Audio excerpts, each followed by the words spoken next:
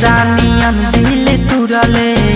उमे नफरत के बास धके हुरले सुनो हमर शीशा नियन दिल तुरले उमे नफरत के बास धके हुरले जाके दोसरा के साथ हमसे कइले बड़े घाट अब वो करे संगे ते उड़र जो भाग भोसड़ी जाके मर जो नहर में भाग भोसड़ी जाके मर जो भाग भोसड़ी जाके मर जो नहर में भाग भोसड़ी जाके मर जो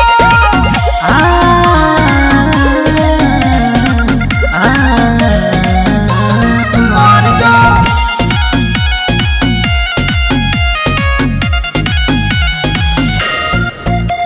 तोरा बिना दिलम फटल दिलवा सीले ए दुनिया में माले के कमी न बा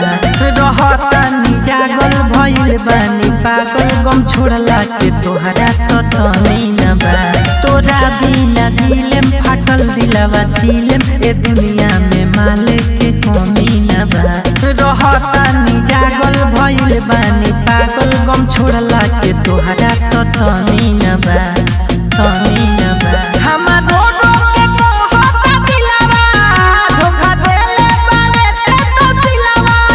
रोज पीही सिगरेट हम हो के पगलेट सुनबे बफारे दिल से निकल जो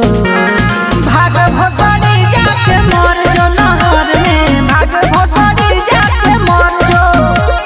भाग भोसड़ी जाके मर जो नहर में भाग भोसड़ी जाके मर जो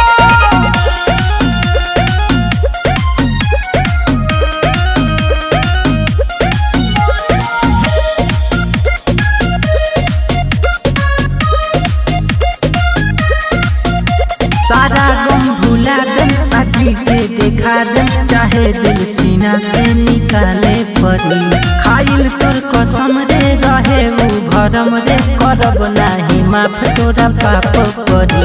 सारा गम भुला दम आजी के देखा दम चाहे दिल सीना से निकाले परी खाइल तोर कसम रे रहे उ भरम रे करब नाही माफ तोरा पाप परी तोहर प्यार भइल बाटे जहर दिल में उठता रहला कलहर जग बड़े खुशहाल उनकर सुनर बिया माल रोज कहे सुबह सवा सुधर जो भाग भोसड़ी जाके मर जो नहर में भाग भोसड़ी